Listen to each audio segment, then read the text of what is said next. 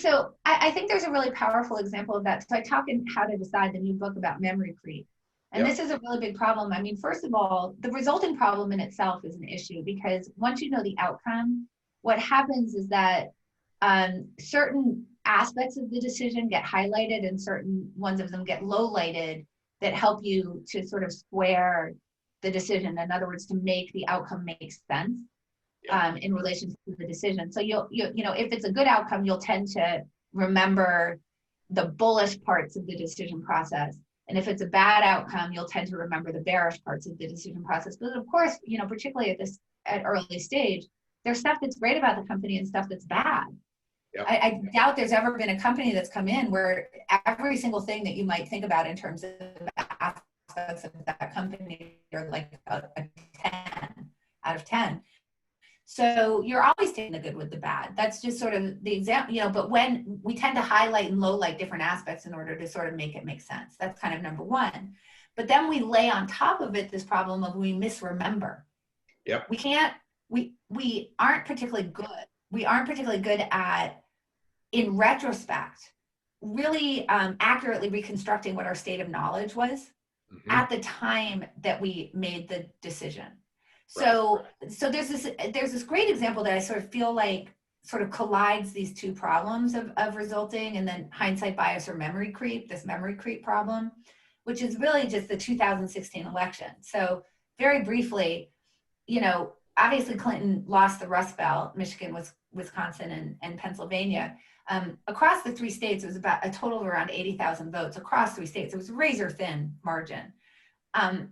But the first thing is we can see the resulting problem because everybody's agreed that she made you know, there was a horrible decision that she didn't invest more time in those three states. Why was she in Florida? Why was she in New Hampshire? Why was she in Arizona? Why was she in North Carolina?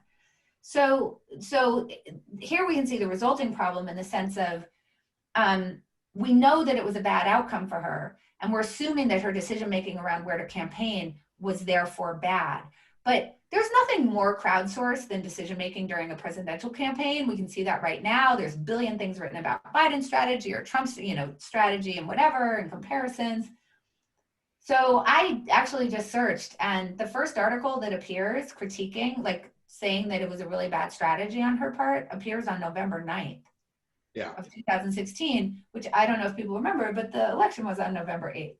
So obviously, if it was a terrible decision, you would think that all of the brain trust of every political analyst, you know, in America would have figured that one out in advance. And why would we have assumed that she somehow would have figured out something that nobody else did? So we know that for just that reason alone, we've got a problem. But then we have this other problem. So I actually pitched this particular story to an editor at one of the big three newspapers. I won't say which one. And they said, well, I'm not going to publish this because all of my friends knew about it. We were all talking to each other and I read a billion things about it. And so that your thesis is wrong. And I was like, I literally said I did the Google search. Like, so if you all were talking about it, it was this really big secret in journalism that apparently nobody thought would be interesting to write about, even though it was an incredibly contrarian take at the time to say that she was making a mistake. And the funny thing was that there were a couple of articles that I could find that were about those three states, but they were criticizing Trump. Philip Bump wrote a huge piece in the Washington Post saying what an idiot Trump is for campaigning in Pennsylvania. So that's the memory creep problem, right? Here I'm talking to someone who's in politics, you know, he's a journalist, and he's saying, no, I knew that at the time. And yeah, like, and it's interesting. The only person I remember talking about it on Trump's side with any certainty was Scott Adams, the cartoonist. Mm-hmm. But the way people would talk to Scott, which was rare, would be to cast him as kind of this wacky, you know, kind of crackpot cartoonist, right? So that it was like, you know, it's kind of like you have the inside view of what's going to happen in the outside view.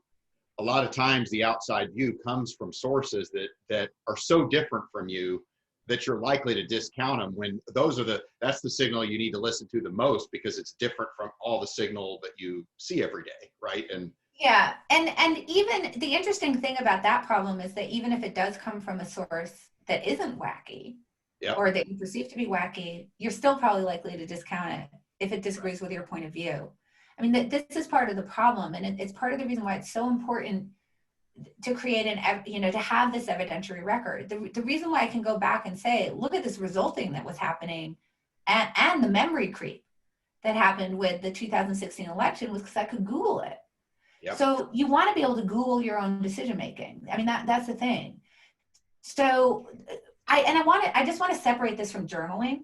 Yep. You know, people talk about like having a journal, like, which I feel like feels like something on top of the process. Mm-hmm. If you have a good decision process, the record will be created naturally.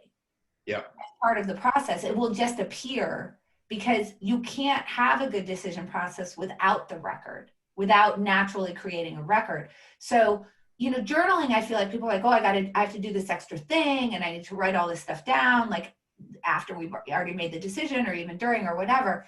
That's not an extra step that you need to do. You should be creating a record just naturally by being a good decision maker in the first place. Right? Should flow, because like, you know, and I've seen you describe the notion of a knowledge tracker where it's kind of like, here's the stuff I knew before the decision, here was the decision, here was the outcome, here's the stuff I know after the outcome. That's not an extra task. That's like, that's decision making 101, right? It's like, if it seems like an effort to have to fill in those blanks, you're not really teeing up a good decision. You're just like, you know, you're taking risks that are unnecessarily risky, right? That there's no upside in the risk you're taking. You're just, you know, abandoning your ability to get better information and a better theory about what could happen. I think that, and this I think would be helpful for founders, right? Because in the early days of a startup, what you care most about is speed of learning, right? You're at 0 and you're trying to go to 1, and ideally you create something unique that people are desperate for. And so you're on a truth-seeking exercise to understand how to do that. And so, you know, you're escalating your commitments and your investment in product and a lot of other things as you escalate your certainty. And so it feels to me like mastering kind of this knowledge tracker approach that you take could be really valuable for people. So how did you start this idea of a knowledge tracker, and like what are the elements of it? How do you encourage people to use it? So let me just say, first of all, like a lot of the ways that you sort of think about how do I improve the look back, in order to understand when I get an outcome, what it means. And the way you think about how to solve that retrospectively actually opens up how you do it prospectively, like how you create a better decision when you're actually making the decision, which is actually the order that the book goes in. It starts with this retrospective problem and then says, aha, but now we know how to make a good decision, right? So let's actually get that into our decision process. So the problem when we're doing the look back is twofold, as we've just said. You know, the first is that we sort of forget that there's a whole bunch of other ways the decision could have turned out. That the branch that we ended up observing might have been like incredibly low probability. And we sort of forget to realize, like, well, I sort of have to put this in context of, you know, kind of the multiverse, right? Because there's all sorts of universes that can unfold, and I happen to be on one timeline. So let me try to think about the other timeline. So that's the first piece to getting this kind of retrospective look, which helps us to populate those 4 cells that we talked about, right? That different relationship. And then in terms of the knowledge problem, we're trying to figure out, well, what did I actually know at the time of the decision? Because my decision can only be as good as the knowledge that I had. So what we want to do is think about, what did I know before the decision? In other words, what informed the decision that I made? What was the decision? What was the outcome? And then what revealed itself after the fact? And then as you look at what revealed itself after the fact, now you can say to yourself, could I have known this beforehand? Yep. Now, for most things, actually, the answer is going to be no. And that's where we really get into the problem by saying Clinton should have known that there was a polling error in exactly 3 states, but not nationally and not in other states. And she should have known this thing that nobody else on earth knew. Yeah. Right. And obviously that's silly. And it can get even worse because we can remember we did know it, which is what happened with the editor that I talked to, who said, no, I knew it. I'm like, you're at a magazine. I mean, at a newspaper. Why didn't you publish this opinion then? So this allows us to sort of think about, was this something knowable beforehand? So if the answer is no, we can then say, okay, could it have been knowable? Like, could it be knowable in the future rather? So actually, let me start that over so you can edit it. So once we have we sort of say what revealed itself after the fact, we can think about that. Which category does it go in? Could I have known about it beforehand? Mm-hmm. And that you're going to get a yes or no answer. If you could have known about it beforehand, try to figure out what happened in your decision process that you didn't spot it. Yep. Right? If it was something that was totally knowable beforehand, right? And then don't beat yourself up too much about it. Like, just make sure that it's something you're looking for in the future. Yep. Now, then there's going to be another category, which is, I couldn't have known about it beforehand. It wasn't something reasonable for me to know about beforehand. Mm-hmm. And that is going to fall into two categories.